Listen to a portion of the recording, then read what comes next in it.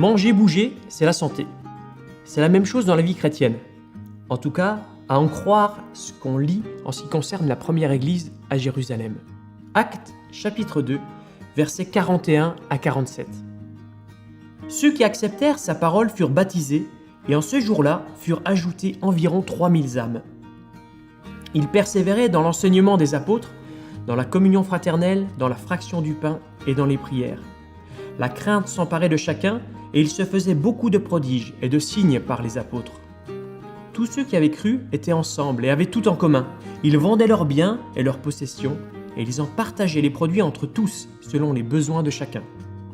Chaque jour, avec persévérance, ils étaient au temple, d'un commun accord. Ils rompaient le pain, dans les maisons, ils prenaient leur nourriture avec allégresse et simplicité de cœur. Ils louaient Dieu et obtenaient la faveur de tout le peuple. Et le Seigneur ajoutait chaque jour à l'église ceux qui étaient sauvés.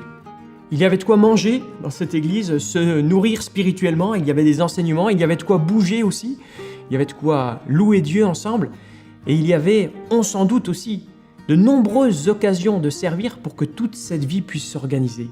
D'ailleurs, quand on lit la suite de l'histoire, Actes chapitre 6, on voit que les responsables de l'église ont ressenti le besoin de structurer un peu le service pour que cette église puisse continuer à vivre tout ce qu'elle vivait de manière joyeuse.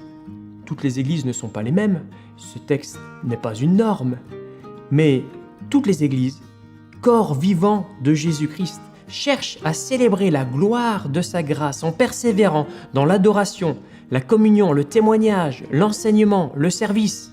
Alors conseil du jour, manger, bouger, c'est la santé. Bouger comment ? Va voir les responsables de ton église et demande comment tu pourrais aider à ce que cette vie d'église puisse vivre d'une manière joyeuse. Et puis, exerce tes yeux pour avoir l'habitude. Quand tu rentres, par exemple, dans le local d'église, ne te limite pas à ça, mais regarde quand même, peut-être juste une chose, deux choses que tu pourrais changer pour que la vie soit plus simple pour les autres membres de l'église.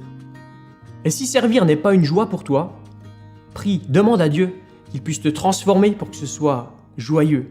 Et puis, n'hésite pas à servir de manière persévérante à côté de quelqu'un qui a de la joie en servant Dieu et les autres. Parce qu'à ce qui paraît, c'est un peu contagieux.